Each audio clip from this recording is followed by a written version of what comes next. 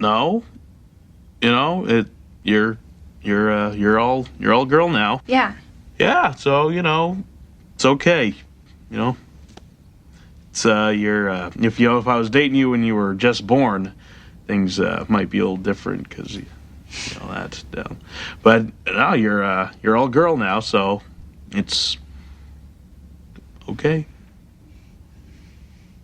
Thanks, Ken. Yeah, it's I had my appendix out, so I've been there.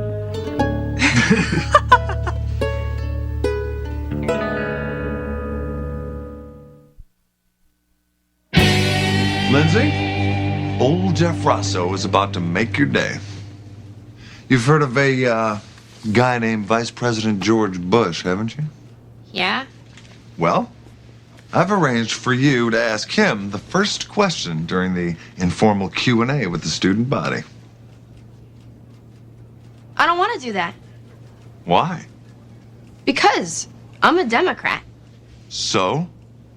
So I wouldn't have voted for Reagan if I was old enough. Why would I want to talk to his lackey?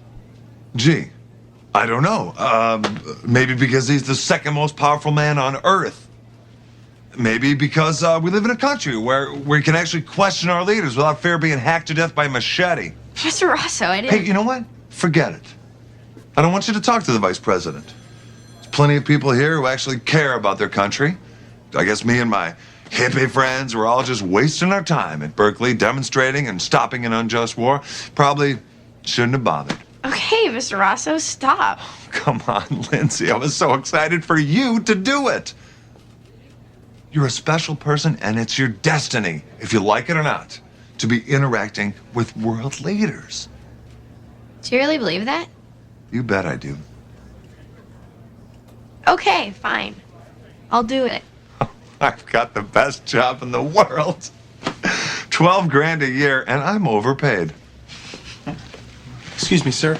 I'm going to have to ask you and this young lady to please leave the office. Anything wrong? No, sir. We just need to inspect and cordon off these areas until after the vice president's visit. But where am I supposed to work? Sorry, sir. It's not my problem. Thanks very much. Isn't this exciting? Thank you. Do me a favor. Give me a room sweep on the left side. Okay. Crockpot, you're going to get a visual on that bogey. He's coming at you. He's about 6'3", a real Dr. Feelgood look. Check him out.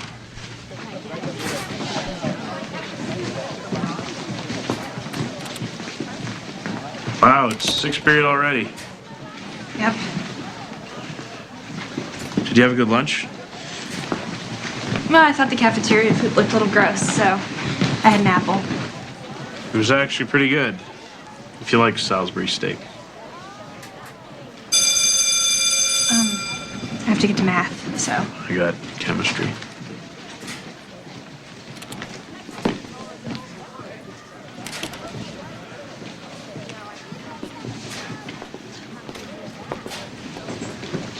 Give you a call.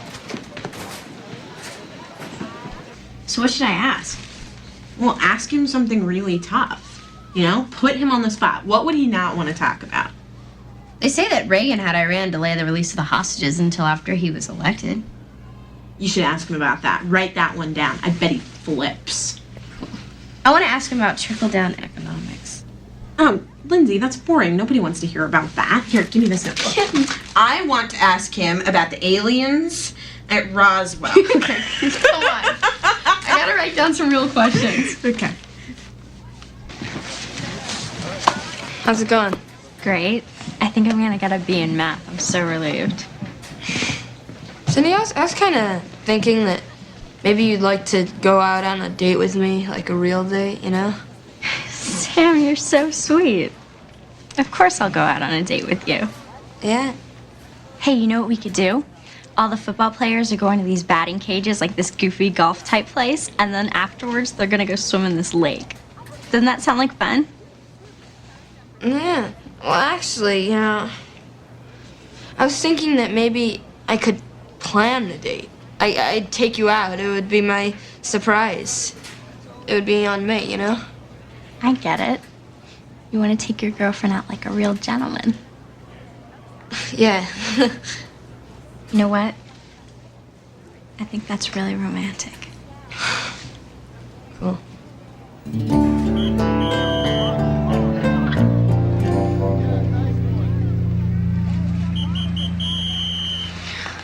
take this anymore. Why are you acting like this? Acting like what? You can't even look at me. I'm looking at you. What are you thinking about what I told you? Nothing. You know, you told me, and I'm fine with it. You're not fine with it. You're acting completely weird. Well, I don't think I am. I mean, how am I supposed to act after you tell me something like that? I don't know. You're not reacting at all. I don't know what to say. There's nothing I can do. I can't change it. You're such a jerk. Amy, tell me what to say, because clearly you have something in mind. Do you still like me? Yeah, of course I like you still. And you can live with this. Live with what? It's over. I mean, you know, move on. Ken, you don't understand. It's not that easy. No matter what the doctors did, there's always going to be some part of me that's... A guy? You know what, forget it.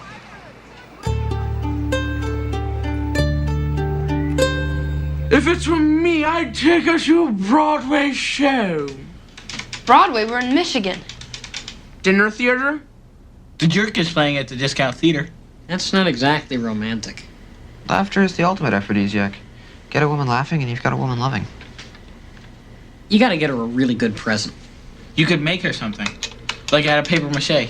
Yeah, that's great. It's from the heart. Hey, Harris, what kind of presents do you get Judith? Judith has very particular tastes. About the only thing she ever wants is scented oils and plenty of time with her man. I have the perfect gift. What is it? Your grandmother gave this to me when I was just about Cindy's age. It's an heirloom. I thought it was the most elegant thing I'd ever seen. And I'm sure if your grandmother knew how important this was to you, she would want you to have it. And I want you to have it. After all, this is your first love. Thanks, Mom.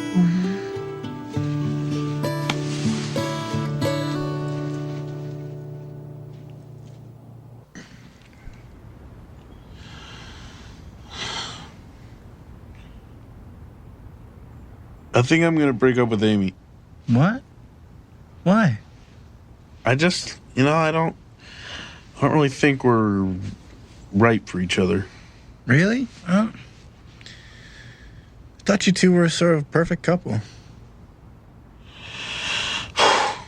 Okay, look, I'm gonna tell you guys something now, and you have to promise not to be jerks about it and not to tell anyone, ever, okay? Yeah, that's cool, man. Amy's not really a girl. What? I mean, you know, she's a girl, but she's kind of part guy too. What's that mean? It means that when she was born, she was packing both a gun and the holster.